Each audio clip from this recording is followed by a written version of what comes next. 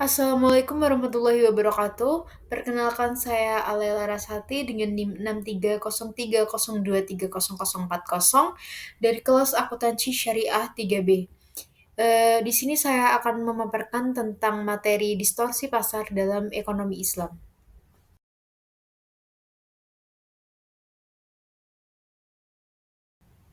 Pembahasan kita pada materi kali ini dibagi menjadi 3 subbab. Yang pertama ada rekayasa permintaan dan rekayasa penawaran, yang kedua ada tadlis, dan yang ketiga ada taghrir. Untuk materi yang pertama, di sini ada bai najas atau hukum jual beli yang dilarang dalam Islam karena seorang penjual ini tuh menciptakan permintaan palsu atau false demand di mana seolah-olah banyak permintaan terhadap barang yang dijual sehingga dengan begitu barang barang harganya akan menjadi naik. Misalnya A ini memuji barang si B sebagai penjual dengan permintaan si B sebagai penjual yang membuat orang lain terpancing untuk membeli padahal harganya mahal. Lanjut kita ke kurvanya. Baik, ini kurvanya. Kita mulai dari kurva titik keseimbangan pasar atau takbir itu. Eh, kita turun ke bawah. Ketika si penjual ini membuat false demand untuk membeli, otomatis kan permintaannya akan naik.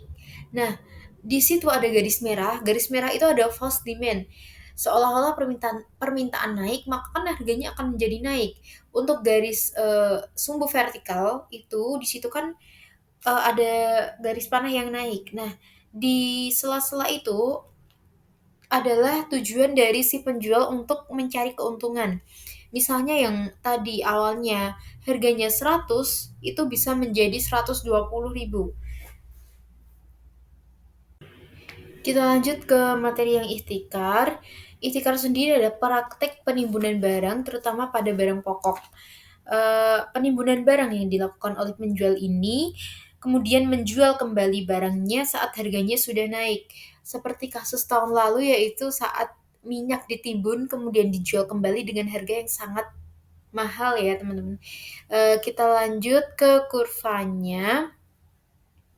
Dimulai dari titik keseimbangan pasar, garis ke bawah ini kan tujuan turun karena ditimbun, lalu naik ke supply kiri atas S itu kan supply terjadi setelah ihtikar S1.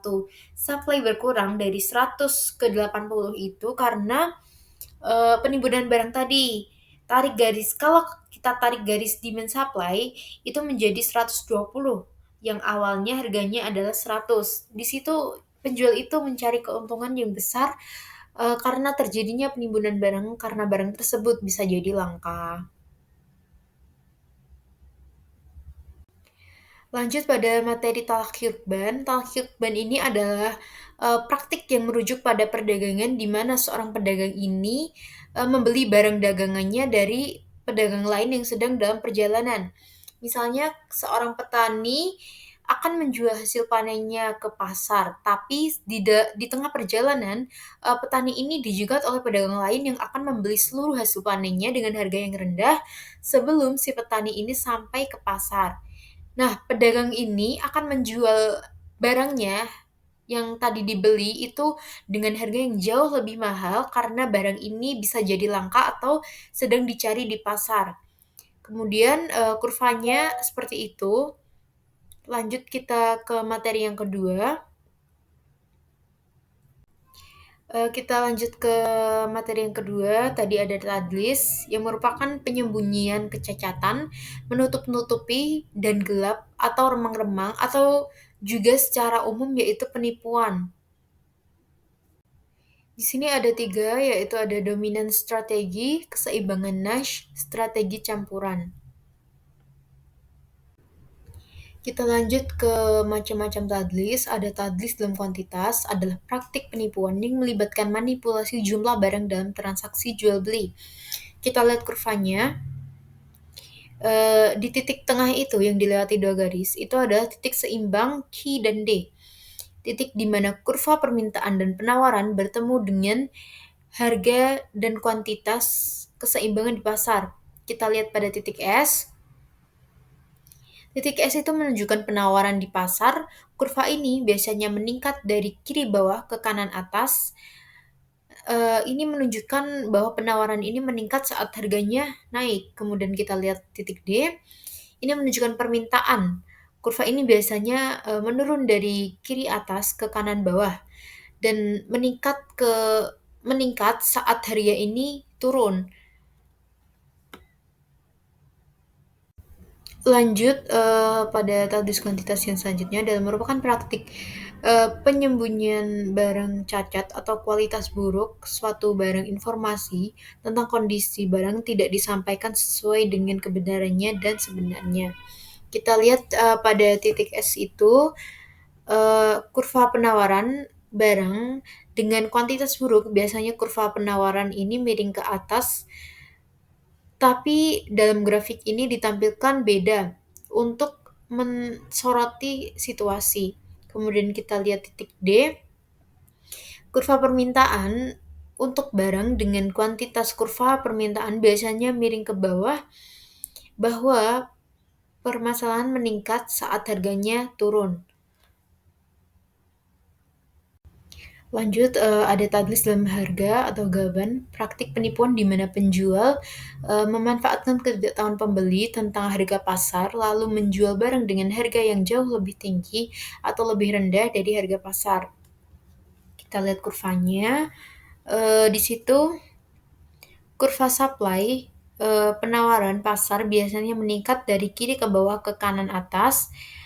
Penawaran meningkat saat harga naik. Kemudian kita lihat kurva D itu, atau kurva demand, permintaan pasar biasanya menurun dari kiri atas ke kanan bawah. Permintaan ini meningkat saat harganya turun. Lanjut ke tadi dalam waktu penyerahan di mana penjual mengetahui bahwa mereka tidak dapat memenuhi waktu penyerahan barang yang dijanjikan, tetapi tetap menyanggupi tanggal tersebut meskipun tidak langsung terkait dengan harga atau jumlah barang. Kepastian waktu sangat penting.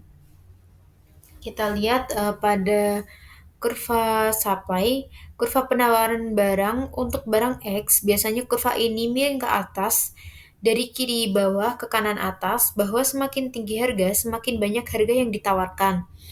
Lanjut ke kurva yang demand atau kurva D, kurva permintaan untuk barang X, biasanya kurva ini miring ke bawah dari kiri atas ke kanan bawah, bahwa semakin rendah harga, maka semakin banyak barang yang diminta. Lanjut pada materi yang terakhir ada tahrir. Tahrir berasal dari kata bahasa Arab atau goror yang berarti akibat bencana, bahaya, resiko, dan ketidakpastian. Dalam istilah fikih muamalah, tahrir berarti melakukan sesuatu secara membabi buta, tanpa pengetahuan yang mencukupi, atau mengambil resiko sendiri dari suatu perbuatan yang mengandung resiko tanpa mengetahui dengan persis apa akibatnya, atau memasuki kancah resiko tanpa memikirkan konsekuensinya.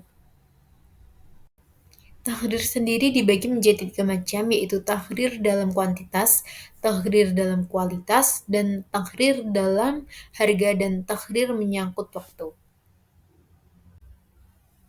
Kita lanjut pada materi tahrir dalam kuantitas. Yang pertama, tahrir dalam kuantitas, misalnya petani ini sepakat untuk menjual hasil panennya atau beras kepada tengkulak dengan harga 750.000, padahal pada saat kesepakatan dilakukan, sawah si petani ini belum dapat dipanen. Dengan demikian, kesepakatan jual beli dilakukan tanpa menyebutkan spesifik mengenai kualitas dan kuantitas yang dijual, berapa ton atau berapa kuintal misalnya, padahal harganya sudah ditetapkan.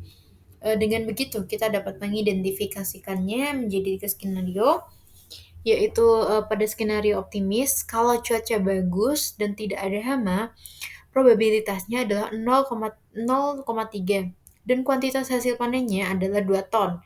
Harga jual per tonnya itu 1 juta, maka totalnya adalah 2 juta. Lanjut ke moderat, probabilitasnya adalah 0,3, kuantitas hasil panennya adalah 1 ton, lalu harga jualnya ada 1 juta dan totalnya adalah 1 juta.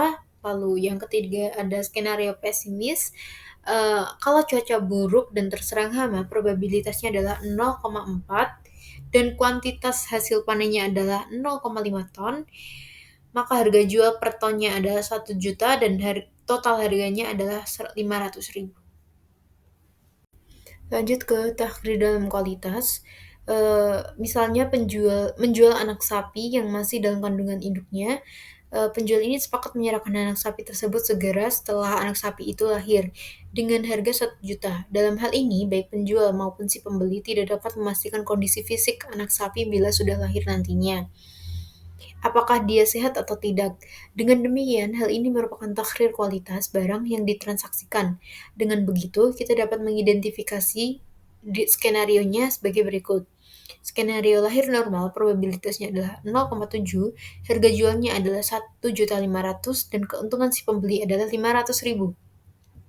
Kemudian jika skenarionya lahir cacat, probabilitasnya adalah 0,2, harga jualnya adalah 250.000 dan pembeli ini akan rugi sebesar 750.000. Kemudian jika skenarionya adalah lahir mati, probabilitasnya adalah 0,1, harga jualnya 0 dan pembeli ini akan rugi sebesar 1 juta rupiah.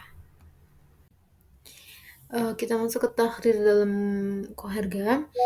Tahrir dalam harga, misalnya seorang penjual ini menyatakan bahwa ia akan menjual 1 unit panci merek ABC dengan dibanderol harga sebesar 10.000 bila dibayar tunai, atau dibayar 50.000 namun secara kredit selama 5 bulan. Tahrir ini muncul karena adanya dua harga dalam satu akad. Dalam ini, kualitas dan kuantitas barang sudah ditentukan. Tapi takrir dalam harga barang penjual dan pembeli tidak mensepakati satu harga dalam satu akad. Dapat ditulis sebagai berikut. Ada metode pembayaran tunai, itu probabilitasnya 0,2 dan harganya 10.000. Kalau H+1 atau hari setelah pembelian itu adalah probabilitasnya adalah 0,001. Jika kredit selama 3 bulan adalah probabilitasnya adalah 0,2 dan metode pembayaran hari setelah 5 bulan atau minus 1 hari adalah probabilitas 0,001. Kalau kredit selama 5 bulan itu probabilitasnya adalah 0,2 dan harganya adalah 50.000. Kita masuk ke takdir yang terakhir, yaitu takdir menyangkut waktu penyerahan. Misalnya Adi ini kehilangan mobilnya, kemudian Ida kebetulan sudah lama ingin memiliki mobil seperti milik Adi, dan karena itu ia ingin membelinya. Akhirnya Adi dan Ida membuat kesepakatan. Adi menjual mobilnya yang hilang kepada Ida dengan harga 100 juta. Tapi harga pasar mobil tersebut sekitar 300 juta. Mobil akan diserahkan setelah ditemukan. Dalam hal ini terjadi transaksi yang tidak diketahui keberadaannya. Dengan begitu dapat dihitung keuntungan yang didapat Ida, yaitu jika mobil ditemukan maka probabilitasnya adalah 0,5, keuntungan Ida adalah 200 juta. Namun jika mobil tidak ditemukan, probabilitasnya adalah 0,5 dan Ida akan rugi sebesar 100 juta.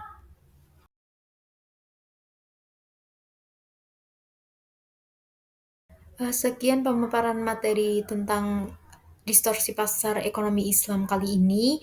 Kurang lebihnya saya mohon maaf. Wassalamualaikum warahmatullahi wabarakatuh.